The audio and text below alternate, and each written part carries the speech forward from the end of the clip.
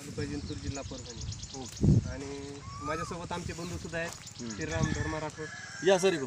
सरपंच आहेत म्हणा. या सर. सरपंच आमच्या गणेशनगरचे सरपंच. यांचं नाव श्रीराम राठोड.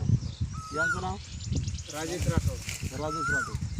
बरं, ज्या किती एकर ऊस लावला सर तुम्ही? तर हा 2 एकर ऊस आहे. 2 एकर आहे का? सुरुवातीला काय डोस दिला होता तुम्ही?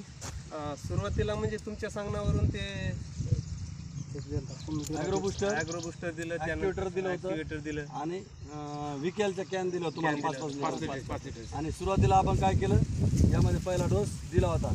ज्यावेळेस डोस द्यायच्या अगोदर या ऊसामध्ये मर रोग लागलेला होता आणि ऊस सुद्धा तुमचा एक काडीच होता. शेंडाळी लागली होती.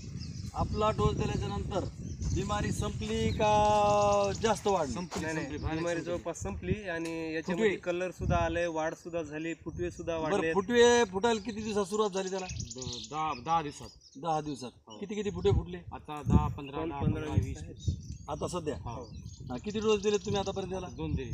2 दिलेत का? किती दिवसाच्या फरकाने दिले? ते 25-30 दिवसात फरकाने दिले. 25-30 दिवसाच्या फरकाने दिले. बरं, तुम्हाला पहिल्या ऊसात आणि याच्यात आज लोकांचे ऊस पाहिले तुम्ही, शेजारचा ऊस पहा आणि आपला ऊस पहा आपल्या औषधीचा, त्याच्यात काय तुम्हाला बदल दिसतोय का? नाही, खूप रिझल्ट छान आहे, एकदम चांगला रिझल्ट. आणि भुईमुगाला सुद्धा तुम्ही वापरलं होतं.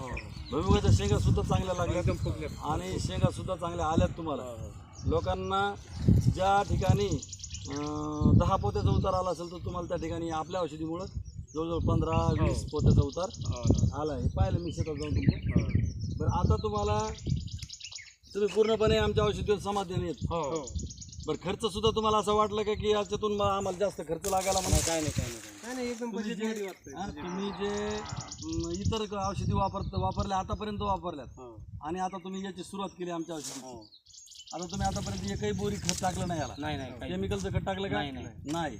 आता तुम्ही आमच्याच या IMC कंपनीच्या औषधावरच एवढा ऊस तुमचा आता जवळजवळ तुमच्या कंपनीला छातील लागायला जवळजवळ 15-20 फुटवे आहेत. आता यानंतर तुम्हाला जर आम्ही याला काही प्रक्रिया करायची सांगितली तर तुम्ही यावर समाधानी आहात का?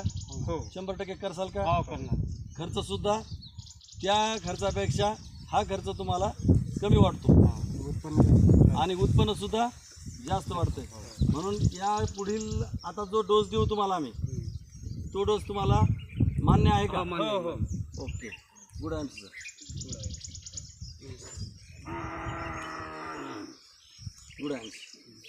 Good answer.